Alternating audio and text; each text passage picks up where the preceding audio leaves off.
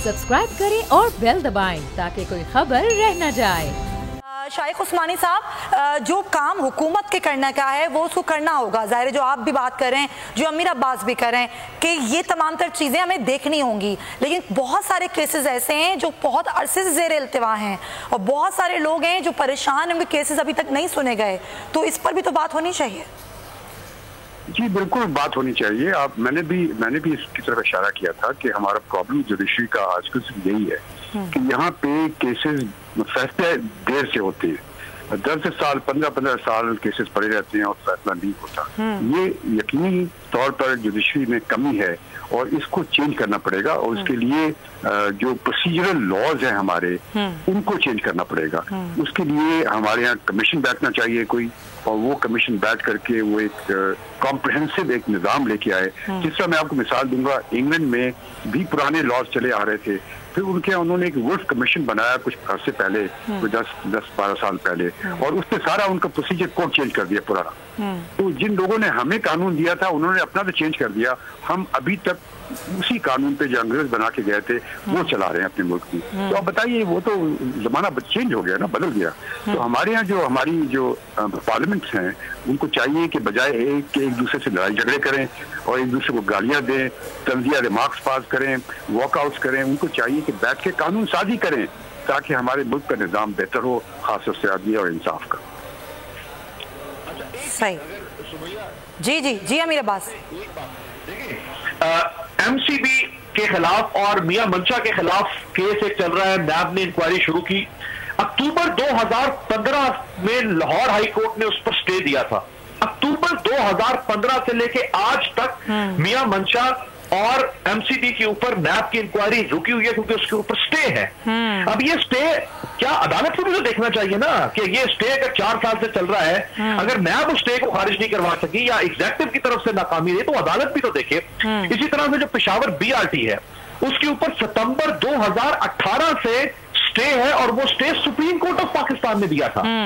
Supreme court ने कहा था कि इसके ऊपर आप मजीद प्रोब जो है वो रोक दे नैब, और वो अभी तक नैब ना बीआरटी के ऊपर कोई काम कर पा रहा है, ना नैब मियां मंशा और नैब के ऊपर उसके ऊपर एमसीबी के ऊपर कोई काम कर पा रहा है। तो ये दोनों के बेसिकली ये ना किसी एक के ऊपर सारा जिम्मेदारी आयद की जा सकती है करने की और ना खराबी की। सही। ये दोनों तैयार है, एक तरह से दोनों ने मिलकर इसको चलाना है। जो शाइख उस्मानी साहब ने बात की, बहुत जबरदस्त बात।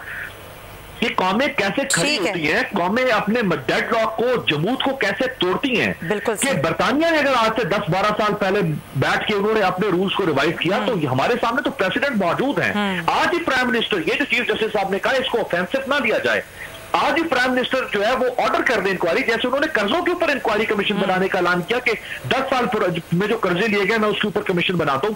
आज ही वज़ीर आज़म ऐलान करें कि जो पाकिस्तान का जितना क्रिमिनल प्रोसीजर कोड है, जो सिविल प्रोसीजर कोड है, इस सारे के ऊपर जो है वो एक कमीशन बनाया जाए। जो उस्मानी साहब जैसे बड़े बड़े पाकिस्तान के जो कानून और आइन के माहिर हैं, जो साबिक जजेस हैं, इनको शामिल करें और उनको वक्त दें कि 3 महीने 6 महीने का आपको वक्त देते हैं, पाकिस्तान को ऐसे कवानीन बना के दें जो पाकिस्तान को आइंदा 50-100 साल के लिए पाकिस्तान के लिए। बिल्कुल, ये बड़ी आपने जबरदस्त बात की है कि ऐसे कवानीन बनाए जाएं जो कि जाहिर है उन कवानीन की रोशनी में तमाम तर फैसले होंगे। मुदस्सिर इकबाल भी हमें ज्वाइन करें। मुदस्सिर, आप समी साहब से सवाल करें। जी, समी इब्राहिम साहब सीनियर तजज़ियाकार हमारे साथ मौजूद हैं। समी साहब, जो अभी अमीर अब्बास कह रहे थे, दोनों जगह पे मामला है, लेकिन ये तवील अरसे से दोनों जगहों से सिलसिले नजर आते रहे। लेकिन हम मौजूदा चीफ जस्टिस जब आए चंद दिन पहले, एक तकरीब में भी उन्होंने मॉडल कोर्ट्स के हवाले से और लोअर कोर्ट्स के जो दीगर मामलात हैं उनके हवाले से भी आगाह किया कि वो तेजी के साथ वहां पर काम भी हो रहा है, लेकिन काम की जरूरत भी है। तो जहां हुकूमत की जरूरत थी, क्या हुकूमत की वहां पर नाअहली रही है माजी में भी, और अब उसको बेहतर कैसे कर सकते हैं? देखिए, ये बुनियादी जो इशू है ना मुदस्सिर, वो है रवैयों का इशू। अब जिन 2 केसेस का जिक्र किया है अमीर अब्बास ने, इनको हल करने के लिए किसी नई लेजिस्लेशन की जरूरत नहीं है। नैब के जो कवानीन है, नैब के जो मुकदमात हैं, उसके हवाले से बिल्कुल ये तय है, मुद्दत तय की गई हुई है कि आपने इतने अरसे में उस मुकदमे का फैसला करना है। दहशतगर्दी के जो मुकदमात हैं उनके हवाले से भी, हम Pakistan is a country which is heavily but I would say over legislated. मसला ये नहीं है, मसला ये है कि यहाँ पर जो फैसले जो होते हैं उसमें ये देखा जाता है कि यानी चेहरा देखा जाता है उसकी बुनियाद पर वो फैसले किए जाते हैं। तो ये वो एक रवैया है जिसकी वज़ीर आज़म ने भी शिकायत की, और जो चीफ जस्टिस ऑफ पाकिस्तान ने जो बात कही वो भी उन्होंने उसका उस केस के हवाले से, अगर हम सिर्फ किसी चीज पर फोकस करें कि जिसमें उन्होंने कहा कि हमने तो सिर्फ जुज़ियात तय किए हैं और वो सारे का सारा मामला जो था वो तो आपने, काबीना ने उसकी आपने इजाजत दी। अब जो बहस दूसरी तरफ चली गई है कि 2009 से पहले की अदलिया, देखें वो 2009 से पहले भी बहुत ही बड़े प्रिंसिपल जजेस भी थे, लेकिन क्योंकि पाकिस्तान के अंदर जो ताकत थी वो एक जगह पर मरकूज थी और वहीं से तमाम चीजें होती थी। मिसाल के तौर पे जुल्फ़िकार अली भुट्टो का जो कत्ल था, जो फैसला अदालत का आया, और इस तरह से कई फैसले हैं। लेकिन ये बात पीर साहब की बिल्कुल सही है कि 2009 के बाद देखिए बहुत इंप्रूवमेंट हो चुकी है। इतने पिछले 5, 7, 8 साल में ऐसे ऐसे फैसले पाकिस्तान की अदलिया ने किए हैं और इसने आम आदमी को रिलीफ दिया है। तो बुनियादी बात जो है वो रवैयों की तब्दीली की है।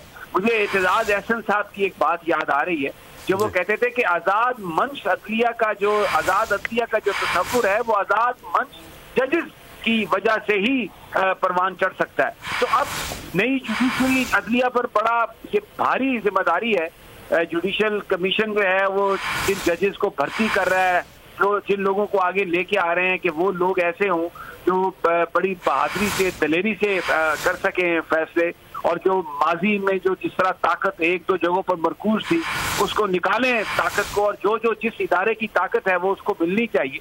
तो ये मैं इसको ओवरऑल देखता हूँ कि जब एक डिबेट होती है जिसमें इश्यूज डिस्कस किए जाते हैं, और अगर आप करें कि उस इशू को एक को डिस्कस करके दूसरे इशू की जाने पड़े तो वो बहुत बेहतर होता है, बजाय इसके कि आप पूरा एक पेंडोरा बॉक्स खोल लें, एक से दूसरा, दूसरे से तीसरा, तीसरे से चौथा, वो फिर कोई मसला हल नहीं होता। आज जो चीफ जस्टिस ऑफ पाकिस्तान ने बात कही है ना, उन्होंने बहुत अच्छी ये बात कही है कि अदलिया के ऊपर बहुत सारे सवाल उठ रहे थे। नवाज शरीफ साहब के हवाले से उन्होंने बात को क्लियर किया है बड़ा सिंपली, बड़े प्यार से, बड़े आराम से, कि जनाब मोहतरम प्राइम मिनिस्टर साहब आपने इजाजत दी, हमने तो जुज़ियात तय की हैं। बिल्कुल। तो मुझे लगता है कि एक एक करके अगर आप इन चीजों पर डिबेट करेंगे, और जो अच्छे लोग इन इदारों में अब आ रहे हैं, कानून साजी हमारे पास ऑलरेडी है, सिर्फ एक्शन की जरूरत है, और वो हमें नजर आ रहा है। कभी आपने सुना था पहले कि प्राइम मिनिस्टर अदलिया के बारे में ऐसी बात कहे और फिर चीफ जज इतनी अच्छे तरीके से उसका इंतहाई मुदल्लल अंदाज में उसका जवाब दें?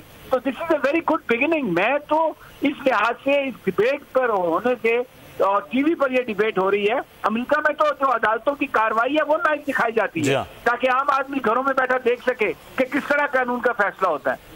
तो अभी चीफ जस्टिस खोसा साहब ने आईटी को इंट्रोड्यूस कराया, मॉडल कोर्ट्स, और फिर वो वीडियो कोर्ट्स। मतलब ये है कि we are heading towards that, and इस लिहाज से तो ये, मैं तो इस लिहाज से बहुत खुश हूँ। सही। समी साहब रहिएगा साथ, शाइक उस्मानी साहब हमारे साथ हैं। तो जिस साहब, क्या इसी जो अभी 2 केसेस का हवाला अमीर अब्बास दे रहे थे उसमें स्टे की बात है, तो स्टे तो अदालत के इख्तियारात का मामला है, लेकिन अगर यही मामला जब आता है कि जो एग्जेक्टिव है वो किसी के खिलाफ कोई एक्शन लेना चाहती है, कोई मामला करना चाहती है, तो ये स्टे की चीज़ है। इसको हम कानूनी सुकम कहेंगे, ये कानून साजी का मामला है, जुज़ियात है, इसको क्या कहा जा सकता है फिर? देखिए, स्टे तो अगर स्टे की पावर्स कोर्ट को ना हो तो जुडिशरी बेकार हो जाती है। सही। देखिए, अगर कहीं नाइंसाफी हो रही हो, जो नजर आ रही है नाइंसाफी, और अगर उसको टेम्परेरी रोकने की ताकत कोर्ट के पास ना हो तो फिर कोर्ट का फायदा क्या? तो अगर नाइंसाफी हो रही है तो कोर्ट स्टे दे देती है कि भाई आप इसको रोक दें, इसको ऐसी रहने जैसा है। लेकिन उसके बाद जो जिम्मेदारी होती है वो ये कि जो वकला हजरात हैं जो कि एक दूसरे के खिलाफ खड़े होते हैं, होता यहाँ पे ये है कि जो वकील जिसको स्टे मिल जाता है वो गायब हो जाता है, वो आता ही नहीं है, प्रोसीडिंग को डिले करता है क्योंकि उसको स्टे मिला हुआ है, वो आगे बढ़ना नहीं चाहता। तो ये इसको कंट्रोल करना चाहिए ताकि आप स्टे यकीनन दे दें, लेकिन उसको लिमिट कर दें टाइम का कि 6 महीने के स्टे, उसके बाद ये ऑटोमेटिकली लैप्स हो जाएगा, खत्म हो जाएगा। फिर जो प्रेशर पड़ जाएगा वकीलों के ऊपर, वकील आएंगे और आकर के फिर वो आर्ग्यू करेंगे। ये मैं आपसे पहले जो कह रहा था, मेरे मकसद कहने का ये है कि अगर आप इम्प्रूवमेंट करना चाहते हैं अपनी जुडिशल सिस्टम में तो आपको कानून साजी करनी पड़ेगी, इस किस्म के कानून बनाने पड़ेंगे जिससे मैंने आपको बताया कि आप लिमिट कर दें स्टे की, 6 महीने कर दें, और पक्की बात कर दें कि 6 महीने के बाद खत्म हो जाएगा स्टे। तो अब ये तो कोई करता नहीं है हमारे यहाँ पे।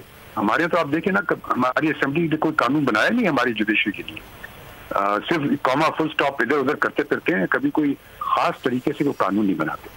सही, ये तो बहरहाल अहम मामला है कि अदालतों के दरमियान जो आप बात करें वकला के हवाले से, तो मैं उस्मानी साहब आपसे ये सवाल है कि एक जो ताकतवर और गरीब का जो एक बहुत ज़्यादा डिबेट पिछले दिनों में हो रही थी, अब भी हो रही है, इसमें वकला का किरदार बड़ा अहम है कि वो आकर किस तरह से कोर्ट में प्रोसीड करते हैं चीज़ें, और वो मामला तूल दे सकते हैं किसी केस को, या वो केस 90 दिन के अंदर हल भी हो सकता है। तो जहाँ पर जजेस ने अपने फैसले देने हैं वो कानून के मुताबिक है, एक साइल आ रहा है वो उसी तरह से, लेकिन वकीलों का किरदार इसमें बहुत अहम होगा फिर। जी बिल्कुल, तो आप पॉइंट करें, आप वकीलों का किरदार तो देखिए, वकील का काम ही ये है कि वो कानून में जो चीजें लिखी हुई हैं उससे फायदा उठाए अपने क्लाइंट के लिए, ये उसका मकसद है, उसका काम है। तो अब अगर आप कानून ऐसा बनाएं कि वो उससे फायदा ना उठा सके और उसमें इंसाफ हो, तो कभी भी कुछ नहीं होगा। तो वकील जो है उनको जबरदस्ती करना पड़ेगा वही चीज जो लिखी है। जैसे मैंने आपसे कहा कि स्टे की लिमिट कर दें आप, कि 6 महीने के बाद लैप्स हो जाएगा, वो आगे बढ़ नहीं सकता। आप ये करके देखें, फिर देखें क्या होता है। बिल्कुल। अच्छा सईद अमीर अब्बास, कानून साजी की जिस तरह से उस्मानी साहब फरमा रहे हैं कि कानून साजी काम तो फिर अल्टीमेटली काबीना का है और पार्लियामेंट का है, तो वहां से अगर कानून साजी ही नहीं हो पाती उस तरह से, तो फिर किसी तरह के ताने, जैसे आप 2 केसेस का हवाला दे रहे थे, वो तो फिर बनते नहीं हैं कि अदलिया ने इसके लिए छूट कर दी, वकला जाते हैं। मुझे ताकतवर की बहस है कि अगर बहुत बड़ा आदमी किसी अपने बैंक के लिए, अपनी कंपनी के लिए जाकर वो केस कर रहा है, तो वो स्टे पर स्टे और स्टे पर स्टे लेता रहे, तो उससे तो कोई फर्क नहीं पड़ेगा उसे। देखिए, मैं इस सवाल के जवाब से पहले अगर एक मुझे आप इजाजत दें तो 3 दफा कम से कम जो चेयरमैन नैब है जस्टिस जावेद इकबाल साहब, उन्होंने कम से कम 3 दफा ये पब्लिक फोरम पे उन्होंने ये शिकायत की है, या उन्होंने ये आइडेंटिफाई किया है और उन्होंने हुकूमत की तरफ इशारा करते हुए कहा है कि मेरे पास जजेस की तादाद कम है, मेरे पास अदालतें कम हैं। अब अगर नैब के पास जजेस कम हो, नैब के पास अदालतें कम हो, अदालती अमला कम हो, तो नैब फिर कैसे एक्सपेडाइट करेगा इतने केसेस को? फिर वो जो हम कहते हैं तारीख पे तारीख दी जा रही है, जमानत पर जमानत हो रही है, फिजिकल रिमांड चल रहा है, जुडिशियल रिमांड चल रहा है, लोग बरी हो रहे हैं, जो हम देख रहे हैं नैब के अंदर। तो उसके पीछे और बहुत सारे महरकात हैं। उसमें से एक वजह यह है कि नैब के जज, एक जज के ऊपर जितना लोड है केसेस का, वो कैसे इंसाफ कर सकता है? फिर आपको अरशद मलिक जैसे ही अंदर से काम होते हुए नजर आ रहे होंगे ना। सही। अब अगर अदालती अमले की तनख्वाहें कम है, अगर जजों को मजीद कोई सहूलियात देने की जरूरत है, तो ये चीफ जस्टिस का तो देखिए फाइनेंस चीफ जस्टिस के दायरे इख्तियार में नहीं है, ये एग्जेक्टिव के दायरे इख्तियार में है। हेलो, ये एग्जेक्टिव के दायरे इख्तियार में है, ये हुकूमत के दायरे इख्तियार में है। जैसे इस्लामाबाद हाई कोर्ट में हुकूमत जजेस का इजाफा करना चाह रही है, लेकिन ऑपोजिशन उसकी मुखालफत कर रही है। अब अंदाजा करें ना कि इस्लामाबाद हाई कोर्ट में इस वक्त जजेस का हुकूमत कह रही है हम इजाफा करते हैं, ऑपोजिशन मुखालफत कर रही है। तो ये तो हमारे सियासतदानों की का अलमिया ये है कि वो बजाय ये कि जो हमारे मुल्क में जो जमूद है, जो डेडलॉक है मुख्तलिफ इशूज में, हम उसको खत्म करें, उसको तोड़ें, उसको हार्ड हिट करें और हम आगे बढ़ें। लेकिन ये आपस में एक दूसरे की इनकी सियासत और एक दूसरे के साथ जो इनकी नीचा दिखाने की कोशिश है। अब जैसे हुकूमत कुछ ऑर्डिनेंस लेकर आई, इन्होंने फौरी तौर पर डिप्टी स्पीकर के खिलाफ तहरीक अदम एतमाद पेश कर दी और हुकूमत की गर्दन पर नाखून रखा इन्होंने, और हुकूमत ने अपने ऑर्डिनेंस वापस ले लिए, कहा जी हम कमेटी को भेज देते हैं। अच्छा, हुकूमत ऑर्डिनेंस क्यों लेकर आई? क्योंकि हुकूमत कहती है कि ये पार्लियामेंट के अंदर संजीदा नहीं है। जब ये पार्लियामेंट में आती है ऑपोजिशन, तो ये आके हमारे साथ कानून साजी के मामला को बेहतर करने के बजाय ये जो है वो आके गालन गलोच शुरू कर देती है। उधर पंजाब असेंबली में आप देख लें कि उन्होंने हमजा शहबाज को और ख्वाजा सलमान रफीक को उनके प्रोटेक्शन ऑर्डर जारी नहीं किए, तो इनके 100 लोगों ने, 100 MPs ने PMLN के, उन्होंने कहा कि हम स्टैंडिंग कमेटी से इस्तीफा दे देते हैं। सब्सक्राइब करें और बेल दबाएं ताकि कोई खबर रह न जाए।